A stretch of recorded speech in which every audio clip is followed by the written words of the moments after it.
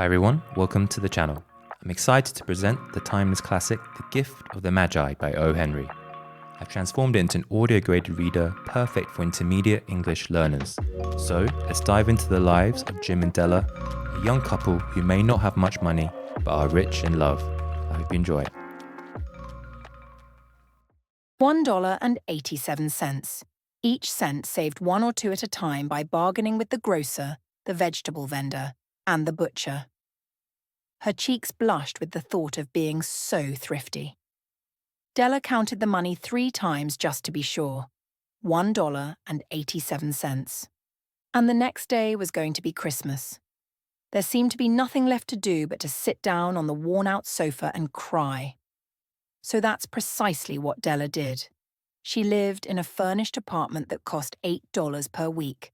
It wasn't grand by any means, but it provided shelter and running water. At the front door downstairs, there was a mailbox that never received any letters and a doorbell that no one could ever get to work. There was also a sign bearing the name Mr. James Dillingham Young. However, whenever Mr. James Dillingham Young returned home and reached their apartment, he was affectionately called Jim and warmly embraced by Mrs. James Dillingham Young, whom he lovingly called Dell. Della finished her cry and wiped her tears away from her cheeks. She stood by the window, gazing out at a grey cat walking along a grey fence in a grey backyard. Tomorrow was going to be Christmas Day, and she only had $1.87 to buy Jim a gift. She had been saving every cent she could for months, but $20 a week income doesn't stretch very far. Their expenses had been higher than she had planned for, as they often were. She had spent many joyful hours planning something nice for him, something precious that he would cherish.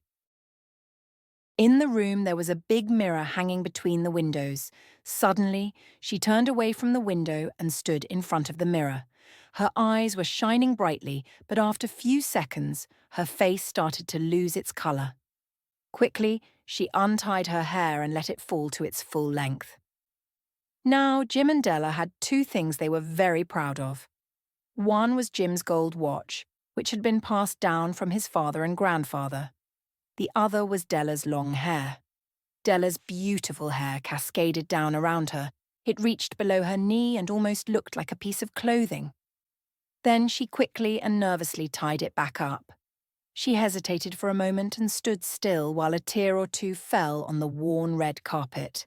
Della put on her old brown jacket and her old brown hat, hurried out of the door, and ran down the street. Where she stopped, there was a sign that read, Mrs. Sofroni, hair products of all types. Della went up the stairs to the shop, panting. "Would you like to buy my hair?" Della asked. "Take off your hat so I can see it," Mrs. Sofroni said. Della let her brown hair flow down. "That will be $20, she said, holding the hair in her hands. "Give it to me quickly," Della said. The next 2 hours passed by quickly as she searched the stores for Jim's gift. Finally, she found it. It seemed like it had been made specifically for Jim and no one else. There was nothing like it in any of the stores, and she had looked through all of them. It was a simple and elegant platinum pocket watch chain. As soon as she saw it, she knew it had to be Jim's.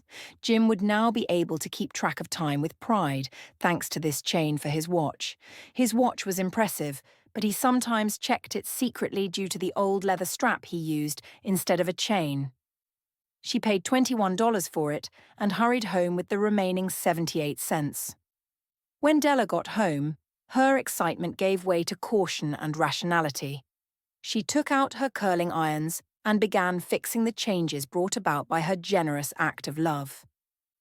Within 40 minutes, her head was covered in small curls that made her look a bit like a schoolboy who had skipped class. She gazed at her reflection in the mirror for a long time, carefully and critically. At 7 o'clock, the coffee was ready, and the frying pan was hot on the stove for cooking the chops. Della held the chain in her hand and sat on the corner of the table near the door he usually entered. Then she heard his steps on the stairs far down on the first flight, and for a brief moment her face turned pale. She had a habit of silently praying about even the simplest daily matters, and now she whispered, "Please God, let him still think I'm pretty." The door opened, and Jim entered, closing it behind him. He looked thin and very serious. Poor guy, he was only 22, and he had a family to support. He needed a new coat, and he didn't have gloves. Jim stood inside the door, as motionless as a hunting dog sensing a quail. His eyes were fixed on Della, and there was an expression she couldn't understand, and it scared her. It wasn't anger, surprise, disapproval, horror, or any of the reactions she had expected. He just stared at her with that peculiar look on his face. Della slid off the table and went to him. "Jim, my dear," she exclaimed, "please don't look at me like that.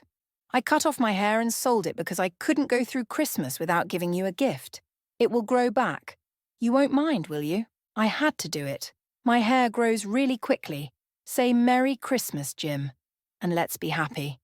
You won't believe what a wonderful gift I have for you." "You've cut your hair?" Jim asked, slowly, as if he hadn't grasped that fact yet. "I cut it off and sold it," Della replied. "Do you still like me just the same, anyhow? I'm still me without my hair, aren't I?" "Did you say your hair is gone?" he asked, sounding somewhat bewildered. "You don't have to search for it," Della replied. "I told you it's been sold and is gone. It's Christmas Eve, dear. Be kind to me, for I did it for you. Maybe someone knows how many strands of hair are on my head," she continued with sudden seriousness. "But no one can ever count how much I love you.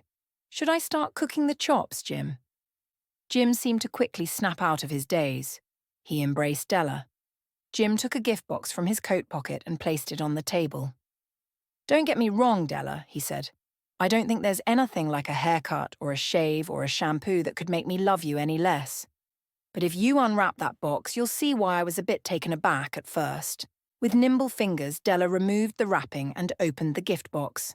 First, she let out an ecstatic scream of joy, but then, unfortunately, her emotions quickly turned to tears and sobs, requiring the immediate comfort of the man of the house. There, inside the box, lay the combs, a set of combs, one for the sides and one for the back, that Della had admired in a shop window for a long time. They were beautiful combs, made of pure tortoiseshell with jeweled edges, exactly the right kind for her now vanished hair. She knew they were expensive, and her heart had longed for them, though she never thought she'd have them. And now they were hers, but her beautiful hair was gone. Della held the combs close to her chest, and finally she managed to look up with watery eyes and a smile. She said, "My hair grows so quickly, Jim." At that moment, Della jumped up with a little yelp of excitement and exclaimed, "Oh!" Jim hadn't seen his lovely gift yet. She eagerly presented it to him. The dull, precious metal seemed to shine with a reflection of her enthusiastic spirit. "Isn't it wonderful, Jim? I searched all over town to find it. You'll have to check the time 100 times a day now. Give me your watch. I want to see how it looks on it." Instead of following her request, Jim laid back on the couch, placing his hands under his head and grinned. "Dell," he said, "let's put our Christmas presents away for now and keep them a while. They're too lovely to use right away.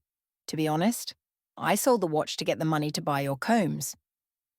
The young couple locked eyes with each other, and there was a moment of quiet understanding before Jim finally broke the silence, saying, "And now how about you prepare the chops for us?" The Magi, as you may know, were wise men, very wise men who brought gifts to the baby in the manger. They were the ones who started the tradition of giving Christmas presents.